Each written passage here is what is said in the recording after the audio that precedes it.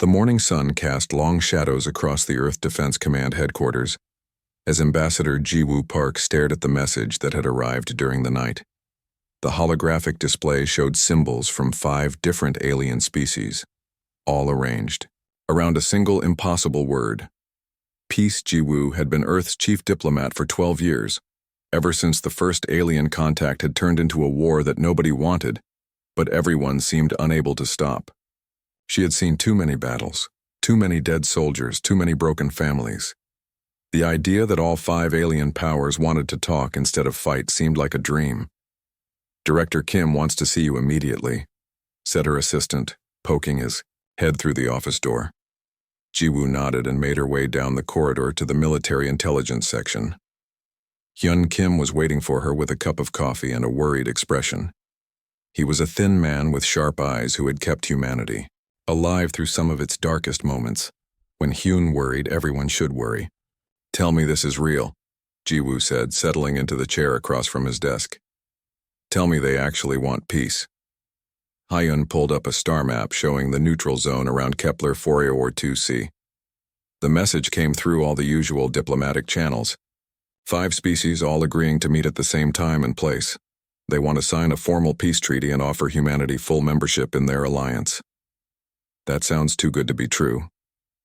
"It is too good to be true," Hyun said. "I've been running analysis all night. Do you know how long these 5 species have been enemies with each other?" Jiwoo shook her head. "Over 300 years. The Vorth Collective and the Ceylon Empire have been shooting at each other since before humans learned to make fire. The Nexus Syndicate tried to wipe out the Keth Dominion just 50 years ago. And nobody talks to the Erebus Coalition because they're all crazy. So what changed?" "We did," Hyun said grimly. "Humanity started winning battles. Our new ship designs, our tactics, our weapons technology. We went from being the galaxy's punching bag to actually being dangerous. Now suddenly everyone wants to be friends." Before Jiwoo could respond, her communicator buzzed. Dr. Nara Lee's voice came through the speaker. "Ambassador, I need to see you right away. I found something in the alien cultural patterns." 20 minutes later, the 3 of them sat in Nara's laboratory surrounded by screens showing alien behavioral data. Nara was humanity's best expert on alien psychology, a woman who could read alien body language like others read books.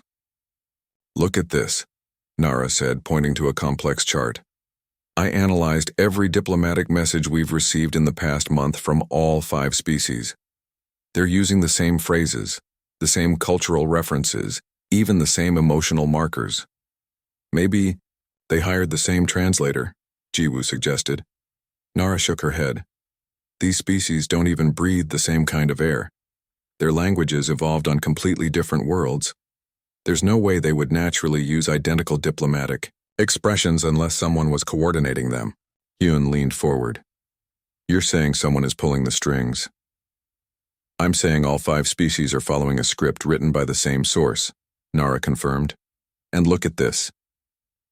She brought up another screen showing the location of Kepler 442c.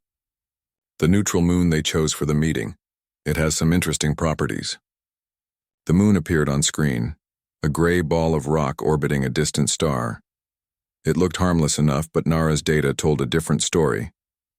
High metal content in the core, unusual gravitational fields, and it's positioned perfectly to monitor all major hyperspace routes in this sector, Nara explained.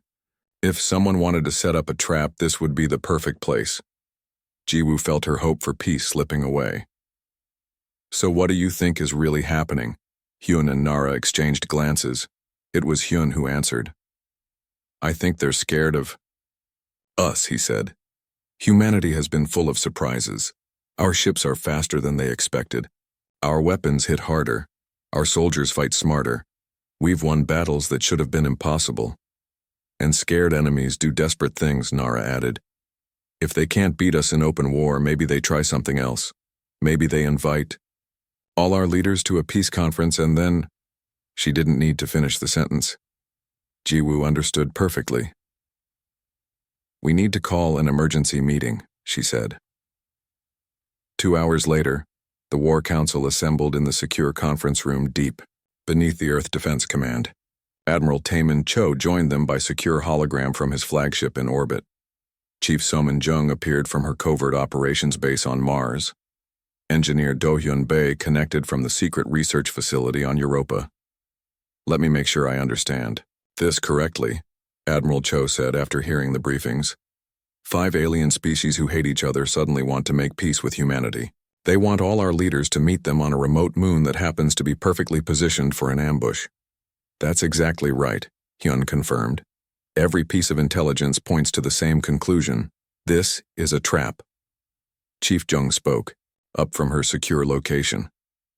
My agents in alien space have been reporting unusual military movements for weeks. Ships moving to positions that don't make sense for normal operations, but would be perfect for a coordinated attack. And I've been detecting strange energy signatures from deep space, Engineer Bae added. Someone has been building something big out there, but they're keeping it hidden. Admiral Cho was quiet for a long moment, thinking. Finally, he spoke. So we have 2 choices.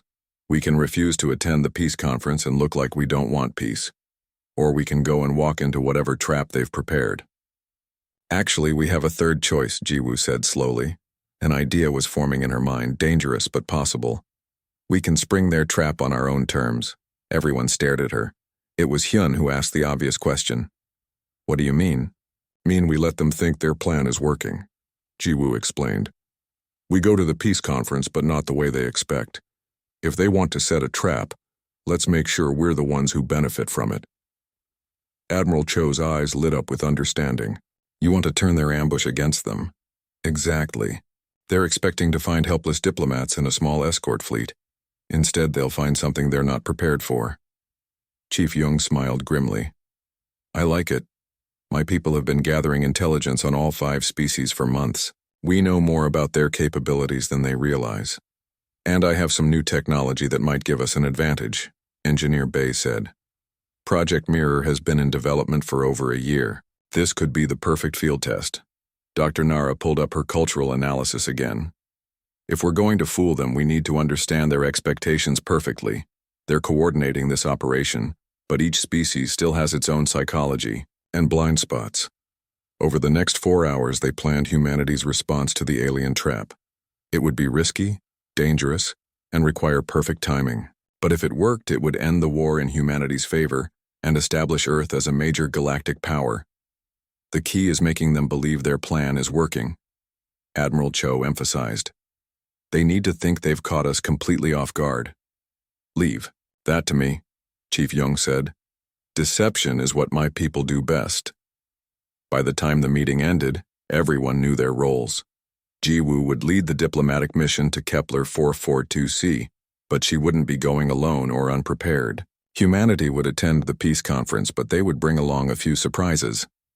As the others disconnected their secure links, Jiwoo remained in the conference room with Hyun and Nara. The weight of what they were planning settled on her shoulders. Are we making the right choice? She asked. If this goes wrong, we could lose everything. If we do nothing, we'll lose everything anyway, Hyun replied. At least this way, we have a chance to win. Nara nodded in agreement. The aliens made one critical mistake. They assumed that humans would react like other species when offered peace. They don't understand that we've learned to be suspicious of gifts. Earth taught us that, Jiwoo said, quietly. Our world tried to kill us for millions of years. We learned to expect traps, to look for the hidden danger, to never trust something that seems too good to be true. And that's why we're going to win, Hyun said with confidence. They're thinking like civilized species who never had to fight for survival every single day. We're thinking like humans. Over the following weeks, preparations began in earnest. Publicly, Earth celebrated the coming peace conference. News broadcasts showed happy crowds and optimistic politicians talking about the end of the war. Diplomatic ships were prepared and crews were selected for the journey to Kepler 442c. But behind the scenes, a different kind of preparation was taking place. Military units moved to secret positions. New weapons were loaded onto seemingly peaceful transport ships. Intelligence agents activated sleeper networks throughout alien space. Engineer Bay worked around the clock to complete Project Mirror. The technology was complex and untested, but it promised to give humanity a decisive advantage. Admiral Cho repositioned his fleets in patterns that looked like routine patrol movements, but would allow for rapid deployment when needed. Chief Jung's covert operations teams prepared for the most ambitious deception in human history. Every detail had to be perfect. Every backup plan needed its own backup plan. Dr. Nara continued analyzing alien behavior patterns, looking for weaknesses that could be exploits. The war room aboard the orbital command station buzzed with quiet activity as Admiral Taemin Cho studied the three-dimensional star map floating before him. Red dots marked the positions of alien fleets throughout the galaxy, while blue dots showed human forces. To anyone else, it would look like humanity was badly outnumbered and scattered. That was exactly what Cho wanted the aliens to think. "Status report," he said to his assembled officers. Commander Minho Song stepped forward. "All strike groups are in position and maintaining communications silence. The aliens believe our main fleet is still defending Earth and Mars." "What about our hidden assets?" "Chief Young's people have been busy," Song replied with a slight smile. "We have eyes and ears inside every major alien command center. When they move, we'll know about it before their own crews do." Cho nodded approvingly. 3 months had passed since they discovered the alien trap, and humanity had been anything but idle. While the aliens prepared their ambush, humans had been preparing something much more sophisticated. The door to the war room slid open, and Chief Soman Young entered with her usual quiet confidence. She was a small woman who could disappear into any crowd, which made her perfect for running humanity's most secret operations. "Admiral, we have confirmation," she said. "The aliens are moving their pieces into place exactly as we predicted. The Vorth Collective has positioned battlecruisers in the outer system. The Cylon Empire has stealth ships hiding in the asteroid belt. The Nexus Syndicate is running weapon tests on their new gravity bombs. And the other two? The Keth Dominion is preparing atmospheric weapons designed to target human biology specifically. The Erebus Coalition has been building something in deep space that my agents haven't been able to identify yet." Cho turned to another officer. "What about our civilian evacuation?" Lieutenant Yuna Han consulted her datapad. "Operation Safe Harbor is proceeding on schedule. We've quietly moved all non-essential personnel away from Earth and the major colonies. Official records show normal population levels, but most of our people are already in secure locations." "Good. They won't be expecting us to have anticipated biological weapons." Cho walked around the star map, examining every detail. "What's the status on Project Mirror?" As if summoned by the question, Engineer Do-hyun Bae appeared on the main communication screen from his research facility. Behind him, technicians worked frantically on equipment that looked like nothing humanity had ever built before. "We're ready for field testing, Admiral," Bae reported. "The mirror system has exceeded all expectations in simulations. When activated, it should give us capabilities that no alien species has ever encountered." "Should?" Cho raised an eyebrow. "Will," Bae corrected himself with a confident grin. "The technology is based on principles that the aliens don't even know exist. Their sensors won't detect it, their countermeasures won't stop it, and their strategic planning can't account for it." Commander Song looked curious. "What exactly does Project Mirror do?" Bae's grin widened. "It turns their advantages into our advantages. Every weapon they point at us, every trap they set, every ambush they prepare becomes something that works for humanity instead." "That's impossible," someone said from the back of the room. "It would be impossible for any other species," Bae agreed. "But humans learn to use tools differently than anyone else. We don't just build weapons and defenses. We build systems that adapt and change based on what they encounter." Chief Young nodded approvingly. "My intelligence networks have been feeding the aliens false information for months. They think they know our capabilities, our fleet positions, our strategic plans. Everything they believe is exactly wrong." Admiral Cho felt a surge of pride in his species. This was what humans did best.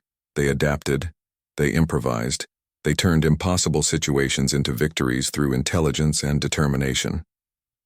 "Status on the diplomatic mission?" Ambassador Park and her team launched this morning, Commander Song reported. Publicly, they're traveling with a standard diplomatic escort, 3 cruisers and 2 support ships. And in reality, the support ships are carrying our most advanced technology. The cruisers have been modified with systems the aliens have never seen, and the ambassador herself.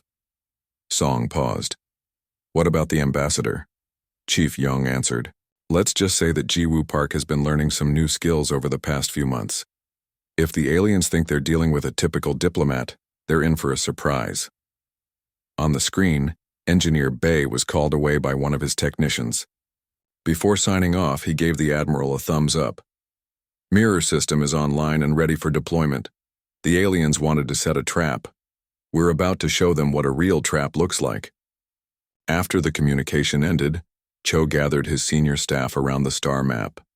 The time for preparation was almost over. Soon, they would discover whether humanity's plan would work or whether they had all made a terrible mistake. Let's review. The timeline one more time, he said. The peace conference begins in 72 hours. The aliens will wait until all our leadership is on the surface before springing their trap. That's when the real fun begins, Commander Song said. While they're congratulating themselves on destroying our diplomatic mission, we'll be revealing that everything they think they know about human capabilities is completely wrong. Lieutenant Han pulled up a detailed tactical display. Our intelligence indicates the aliens plan to use their gravity weapon to destroy any human ships in orbit, then release biological agents in the conference facility to eliminate our leadership. They've been planning this for months, Chief. Young added. Every detail has been carefully worked out. They've even prepared statements for the galactic media explaining how the humans tragically died in an accident during the peace negotiations. Admiral Cho studied the enemy positions one more time, 5 different alien species, each contributing their strongest weapons and most experienced commanders to ensure that humanity would be completely destroyed. They had overwhelming numerical superiority, technological advantages, and the element of surprise. It should have been enough to guarantee victory. Against any other species it would have been. What they don't understand, Cho said quietly, is that humans have been dealing with impossible odds for our entire evolutionary history. Our planet tried to kill us with ice ages, volcanic eruptions, predators, diseases, and natural disasters. We survived by learning to expect the worst and prepare for things even worse than that. Every other intelligent species in the galaxy evolved on worlds that were relatively safe and stable, Chief Young observed. They learned to cooperate with their environment. Humans learned to fight everything that tried to kill them and turn it into an advantage. Commander Song nodded. That's why their trap is going to backfire. They're thinking like civilized beings who negotiate from positions of strength. We're thinking like survivors who turn weakness into victory. The next phase of humanity's plan required perfect timing and absolute secrecy. Over the following days, human ships began moving throughout the galaxy in patterns that looked random but were carefully coordinated. Supply convoys took unusual routes. Patrol schedules were adjusted. Maintenance operations were conducted in unexpected locations. To alien observers, it looked like normal military activity. In reality, humanity was positioning assets for the largest coordinated operation in their history. Engineer Bay's teams completed the final installations of mirror system components throughout human space. The technology was revolutionary, based on principles that alien science hadn't discovered. When activated, it would fundamentally change the nature of the conflict. Chief Young's intelligence agents prepared for the most complex deception ever attempted. They would need to maintain their cover while simultaneously coordinating with human military forces across multiple star systems.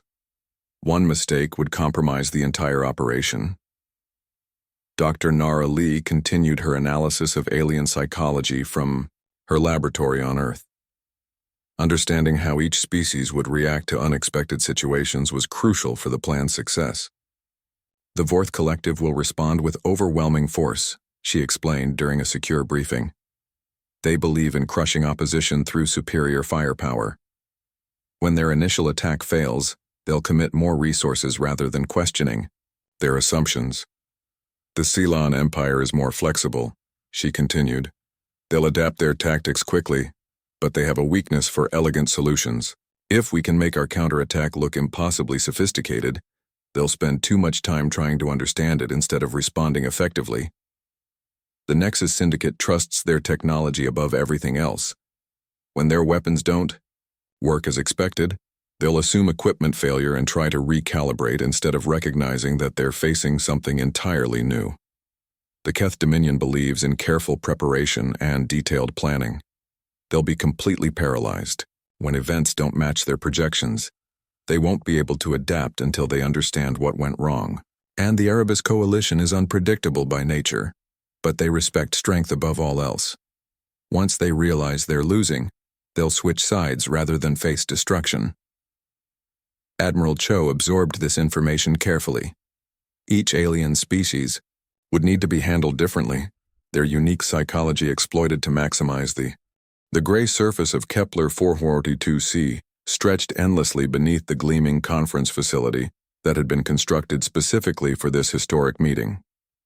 Ambassador Jiwoo Park stepped out of her transport shuttle and looked up at the 5 different architectural styles that had been merged into one massive structure. Each alien species had contributed their own section, creating a building that should have been impossible to construct. Impressive, said Commander Jae-won-oh, who was officially serving as her military attaché, but was actually much more than that. They really went all out to make this look legitimate. The more effort they put into the deception, the more convinced they become that it will work, Jiwoo replied quietly. Her months of preparation had included intensive training that would have surprised anyone who thought they knew her. The aliens expected a typical diplomat. They were about to meet something entirely different. The welcoming committee was equally impressive. Representatives from all 5 alien species stood in perfect formation, their ceremonial guards creating a colorful display of different military traditions. To anyone watching, it would look like a genuine celebration of peace. Welcome, honored Ambassador Park, said the lead Vorth delegate, its translator rendering the aliens' complex vocalizations into perfect English. We are pleased that humanity has accepted our invitation to join the galactic community as equals. The honor is ours, Jiwoo replied with a diplomatic smile. After so many years of conflict, the opportunity for peace is precious to all our people. As they walked toward the conference facility, Jiwoo noted every detail: the location of guard posts, the positions of scanning equipment, the subtle energy signatures that her enhanced senses could detect. Everything confirmed what human intelligence had predicted.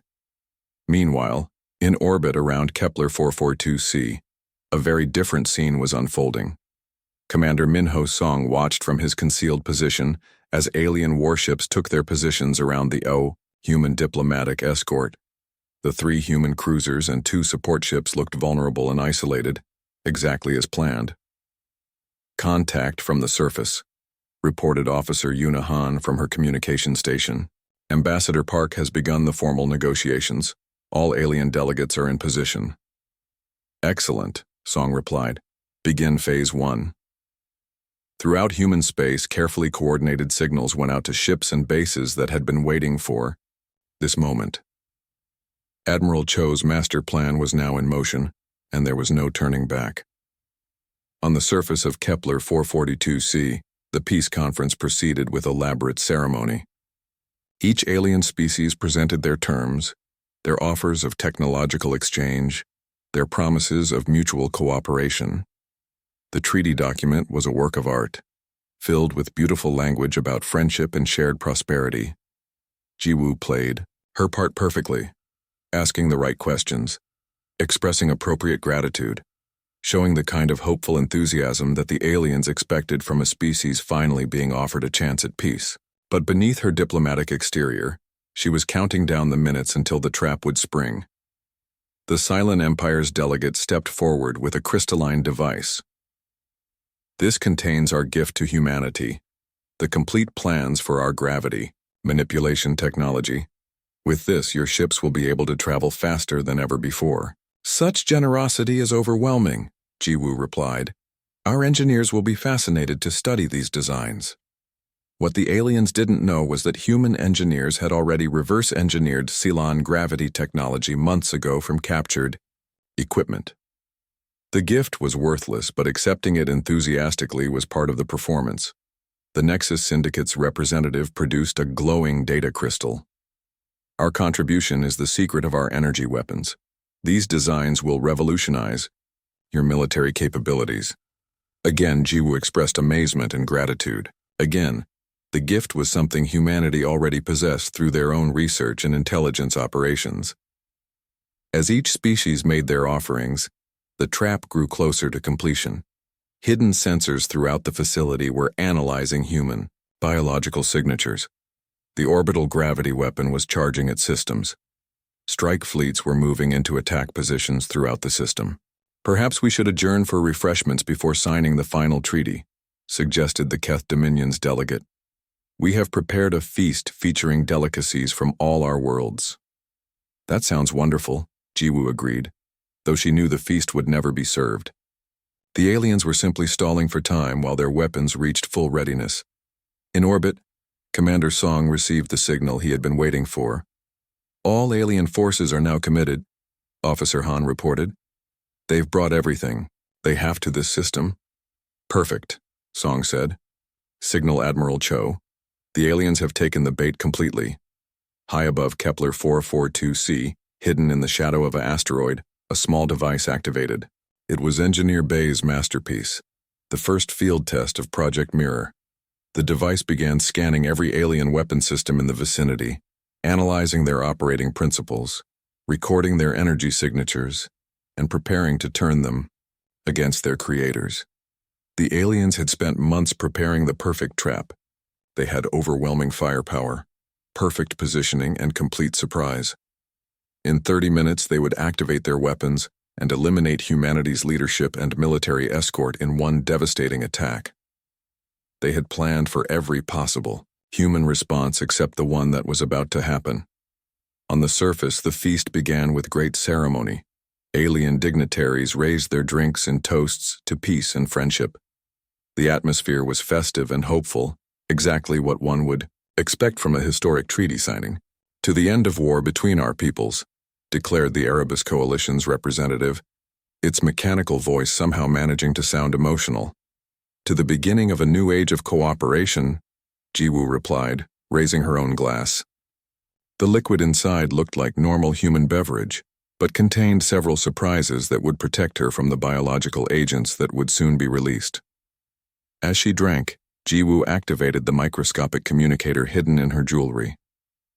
Throughout human space, the signal was received and relayed to every ship, base, and outpost. The message was simple.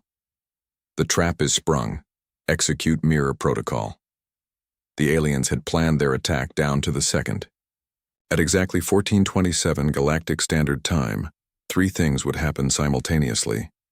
The orbital gravity weapon would fire on the human ships, biological agents would be released in the conference facility, and hidden strike fleets would emerge from hyperspace to destroy any human reinforcements. At 1426, Engineer Bay's mirror system came online. The gravity weapon fired exactly as programmed, sending a devastating pulse of crushing force toward the human diplomatic escort.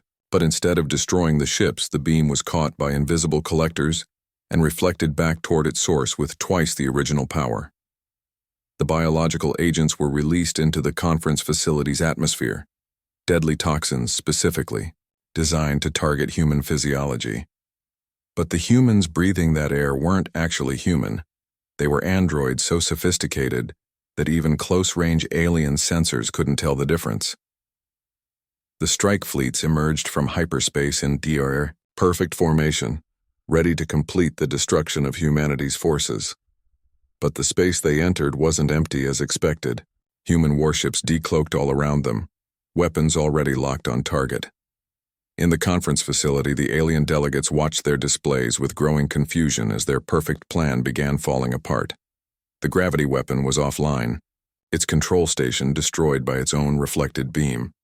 The biological agents were having no effect on the humans, who continued eating and drinking as if nothing had happened.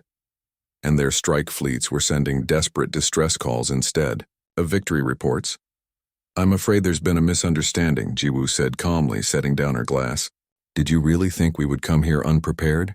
The Vorth delegate's translator struggled to render its species' shocked vocalizations.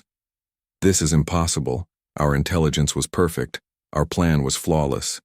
Your intelligence was fed to you by our agents, Commander O said, dropping his pretense of being a simple military attaché. Your plan was known to us before you finished making it, and your trap has become our victory. Throughout the facility, concealed human soldiers emerged from hiding places that shouldn't have existed. The building's security systems, supposedly controlled by neutral parties, switched to human command. Blast doors sealed the exits while defense screens activated to prevent any alien from leaving. You see, Jiwoo continued, humanity learned something important during our evolution. When someone offers you something that seems too good to be true, it usually is. When 5 enemies who hate each other suddenly want to be your friends, they probably have an ulterior motive. The Sealan representative tried to access its emergency communicator but found only static. Our fleets. What happened to our fleets? Commander Song's voice came through the facility's speaker system, broadcast from his command ship in orbit. Your fleets discovered that human technology has advanced somewhat beyond your expectations. They are currently surrendering in exchange for their crews' lives. This is impossible, the Nexus delegate repeated. Your species is primitive. Your technology is inferior. Your numbers are insufficient. The command bridge of the human flagship Soul's Vengeance hummed with controlled energy as Captain Kiwon Ryu watched the tactical display showing the complete collapse of the alien ambush. What should have been humanity's darkest hour had become their greatest victory, and it was only the beginning. All enemy fleets in this system have either surrendered or been destroyed, reported his tactical officer. We're receiving similar reports from 14 other star systems where we launched simultaneous operations. Outstanding, Ryu said. What's the status on our primary objectives? Better than expected, sir, came the response from Lieutenant Commander Wu Jin Nam, who was coordinating the Marine assault teams. We've successfully captured intact command ships from all 5 alien species. Their leadership is either dead or in our custody, and we've secured their advanced technology and military codes. Ryu nodded with satisfaction. The plan had been ambitious almost to the point of madness. Coordinate attacks across multiple star systems while maintaining perfect deception about human capabilities, but it was working exactly as Admiral Cho had predicted. Signal from Admiral Cho, sir, announced the communications officer. He wants to speak with you immediately. The main screen flickered to life, showing Admiral Cho aboard his own flagship. Behind him, Ryu could see the organized chaos of a military operation proceeding at maximum efficiency. Captain Ryu, excellent work, Cho said. Your capture of the Sealan command ship was particularly impressive. How did your teams manage to take it intact? Specialist Hana Shin deserves the credit for that one, Ryu replied. She managed to hack their computer systems and shut down their self-destruct sequence just seconds before they could trigger it. On cue, Specialist Shin appeared on a secondary screen from the captured Sealan vessel. She was a small woman with an intense expression and fingers that moved across holographic displays faster than most people could follow. It was actually quite simple once I understood their security protocols, she said with a modest smile. The aliens never considered the possibility that someone might hack their systems using their own technology against them. They built defenses against external attacks, not against someone who could make their own systems think the intrusion was authorized. What intelligence have we gathered? Admiral Cho asked. Shin's expression grew more serious. Everything, sir. Complete military deployments, technological specifications, political structures, economic data, and most importantly, evidence of the conspiracy to destroy humanity. We now have proof that all 5 species coordinated this attack, along with recordings of their planning meetings. Perfect, Cho said. That evidence will be crucial for the next phase of our plan. Captain Ryu understood what the Admiral meant. Winning the battle was only the beginning. Now humanity needed to win the peace that would follow, and that would require careful management of galactic public opinion. What's our casualty report? Cho asked. Remarkably light, Ryu responded. Fewer than 200 wounded across all our operations, and no fatalities. The mirror system worked even better than Engineer Bay predicted. Speaking of which, Cho said, I have Bay on secure link from his research facility. He wants to brief us on some unexpected developments. Engineer Bay appeared on another screen, and Ryu could see the excitement in his eyes. Whatever he had discovered, it was significant. Admiral Captain, the mirror system exceeded all performance parameters, Bay began.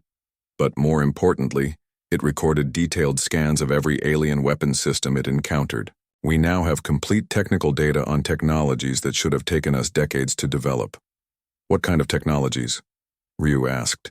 Gravity manipulation, exotic matter generators, dimensional shields, quantum computers, biological warfare, systems, and something the Erebus Coalition was building that I'm not even sure how to classify yet, Bay listed. Combined with what we already knew, this data puts humanity at least 50 years ahead of our previous technological timeline. Admiral Cho leaned back in his chair, clearly pleased. So not only did we defeat their trap, we gained enough technological advancement to secure our position permanently. There's more, Bay continued. The alien computers we captured contained detailed intelligence on dozens of other species throughout the galaxy. We now know the military capabilities, political structures, and strategic plans of civilizations we've never even contacted. This was beyond anything they had hoped for. Humanity had gone from being a struggling newcomer to becoming the most well-informed species in known space, all in a single day. What's the situation in alien space? Cho asked.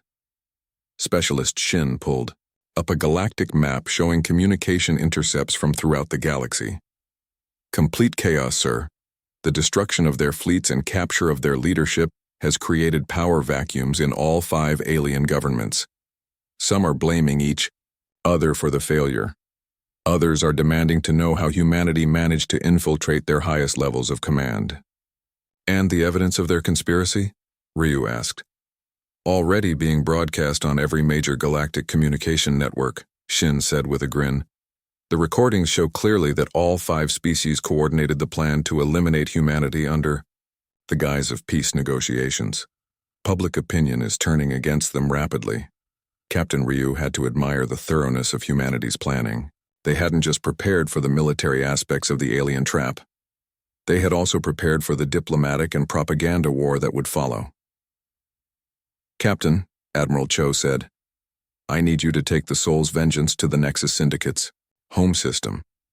Intelligence indicates they're preparing a counterattack, and I want to discourage that idea before it gains momentum. Understood, sir. What are our rules of engagement? Demonstrate overwhelming force but avoid unnecessary casualties. The goal is to convince them that further resistance is futile, not to destroy them completely. As the communication ended, Ryu turned to his crew. You heard the Admiral. Set course for the Nexus home system, maximum speed, and prepare the mirror system for combat operations. Throughout human space, similar orders were going out to fleet commanders.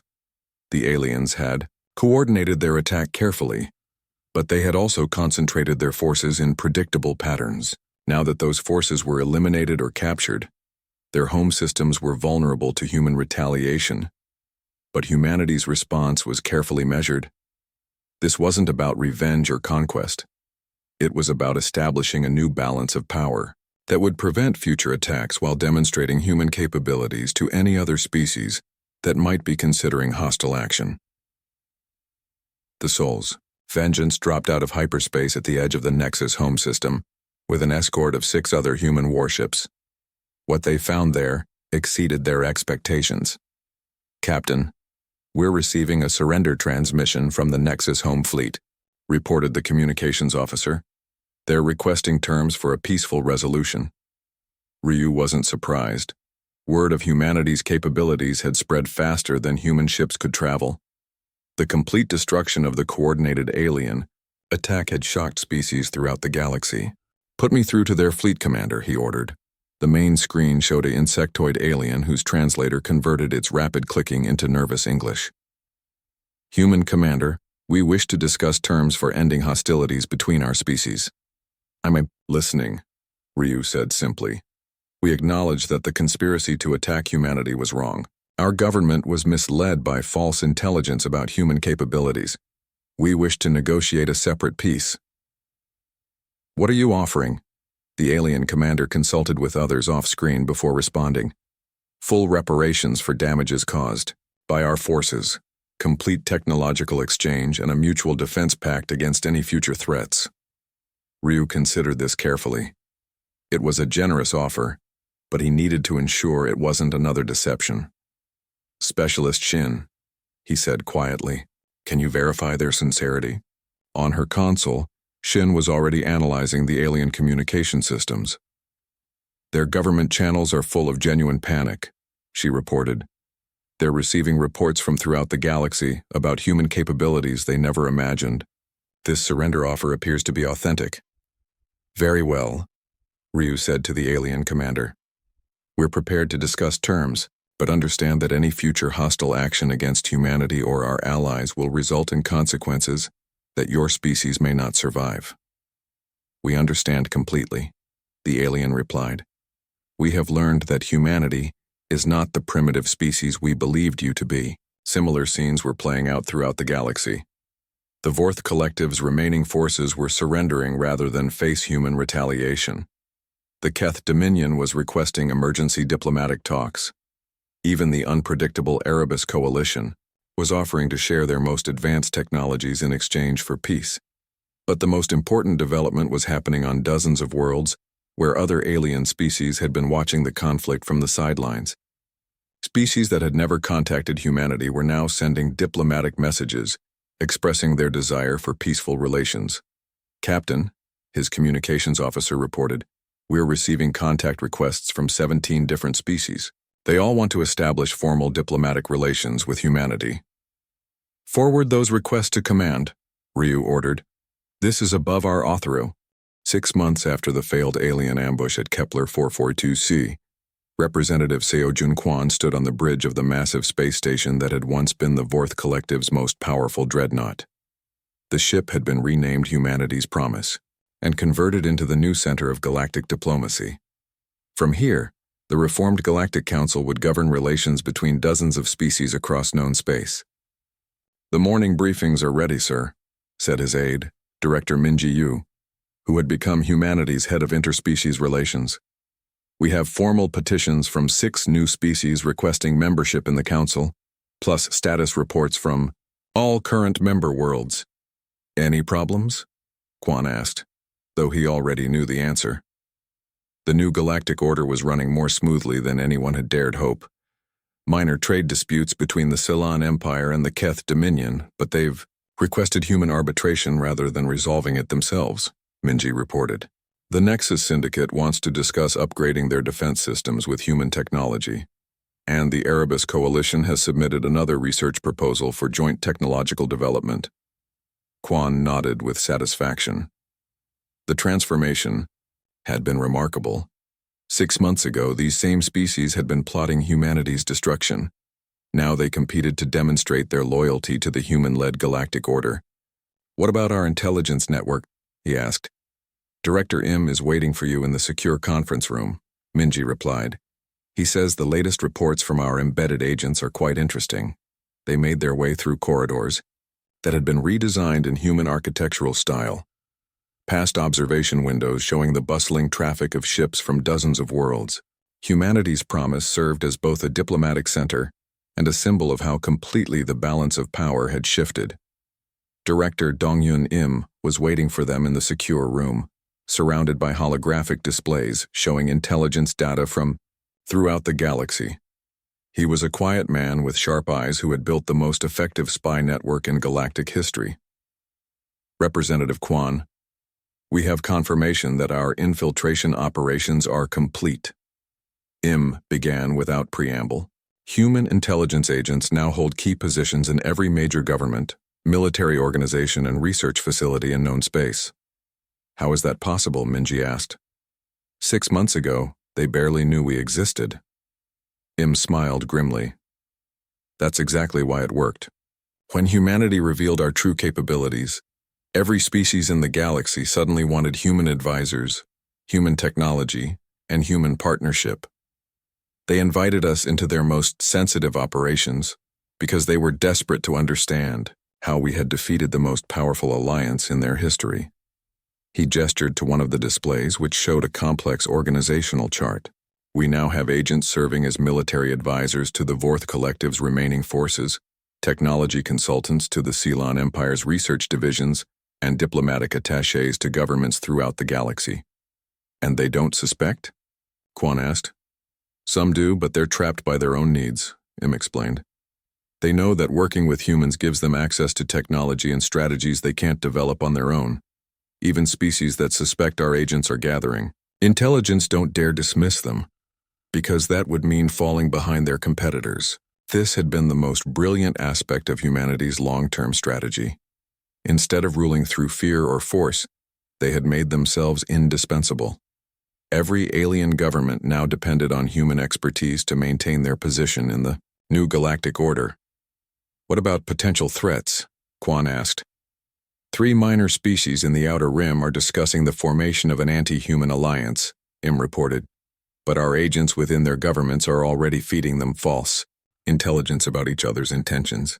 They'll spend more time fighting among themselves than organizing against us. Any technological developments we should know about? The captured alien research is proceeding ahead of schedule, Im said with obvious pleasure. Engineer Bays. Teams have successfully integrated gravity manipulation technology into our ship designs. Our new vessels are faster, more maneuverable, and more heavily armed than anything else in space. And the mirror system? Even more impressive. We've installed mirror arrays on 18 different worlds now. Any species that tries to attack human territory will find their weapons turned against them with enhanced power. It's the ultimate defensive system. Quan walked to the observation window, looking out at the traffic of alien ships approaching the station. Each one carried delegates, traders, or petitioners seeking some form of accommodation with humanity's new galactic order. Sometimes I can hardly believe how completely everything has changed, he said. 6 months ago, we were fighting for survival. Now we're managing the affairs of half the galaxy. The aliens made a critical error, Minji observed. They assumed that because humans came from a single world, we would think like a single species. They didn't understand that surviving on Earth required us to adapt to thousands of different environments and challenges. That's why their trap backfired so completely, Im added. They planned for humans to react like any other species would, with gratitude for the offer of peace, followed by shock when the attack began. Instead, we reacted like humans, with suspicion, preparation, and a backup plan for their backup plan. A soft chime indicated an incoming priority communication. The holographic display showed Admiral Cho calling from Earth's orbital command center. Representative Quan, Cho said when the connection established, we've received formal requests from 47 different species asking to join the new Galactic Council. How do you want to handle the applications? Carefully, Quan replied. We need to maintain stability while preventing any single group from gaining enough power to challenge human authority. What's your recommendation? Accept the applications, in stages, with each new member required to demonstrate their commitment to peaceful cooperation before gaining full voting rights, Cho suggested. Also require them to accept human oversight of their military forces and intelligence operations. Reasonable, Quan agreed. Make it clear that membership in the Council is a privilege that can be revoked if any species returns to the old patterns of conquest and destruction. After the communication ended, Quan turned back to his advisors. What's the status on our cultural exchange programs? Surprisingly successful, Minji reported. Young aliens from dozens of species are applying to study at human universities. They want to understand how our civilization produces individuals capable of strategic thinking at the level we demonstrated, and our technology sharing agreements. Proceeding exactly as planned, Director Im said. We're providing alien species with technologies that improve their standard of living while ensuring that we maintain decisive military superiority. They get better medicine, more efficient energy systems, and improved communication networks. We get continued dependence on human innovation. This was perhaps the most sophisticated aspect of humanity's new position. Rather than hoarding their technological advantages, They shared carefully selected innovations that made other species more prosperous, while ensuring that humans remained indispensable. "There's one more thing," Im said, his expression growing serious. "Our deep space monitoring stations have detected signs of intelligent activity from beyond the galactic rim. We may not be alone in the universe after all." "Potentially hostile?" Quan asked. "Unknown. But if there are other civilizations out there, they may eventually take notice of the changes in our galaxy. We should be prepared for contact with species that have never encountered humans before." Quan considered this carefully. The possibility of external threats had always been part of their strategic planning, but it seemed increasingly likely that such contact would eventually occur. "Continue monitoring and analysis," he ordered. "If we do encounter other civilizations, I want us to be ready with the same kind of comprehensive preparation that made our last surprise contact so successful." As his advisors left to attend to their duties, Quan remained at the observation window. The view showed dozens of alien ships, each representing a species that had learned to respect human capabilities. The transformation was remarkable, but he knew it was still fragile. Humanity's position depended on maintaining their technological edge, their intelligent superiority, and their reputation for strategic thinking that could turn any situation to their advantage. The moment they became complacent or predictable, some alliance of alien species would inevitably try to challenge their authority. But that was exactly the kind of challenge humans were designed to meet. Earth had taught them to expect constant threats, to prepare for the unexpected, and to turn every disadvantage into an opportunity for victory. A soft knock interrupted his thoughts. Ambassador Jiwoo Park entered the observation lounge carrying a datapad with the latest diplomatic reports. "How are our former enemies adapting to their new circumstances?" Quan asked. "Better than expected," Jiwoo replied with a slight smile. "The Vorth Collective has become our most enthusiastic supporters. They've completely reorganized their military along human strategic principles. The Ceylon Empire is requesting permission to name their new capital city after Earth. The Nexus Syndicate wants to commission a monument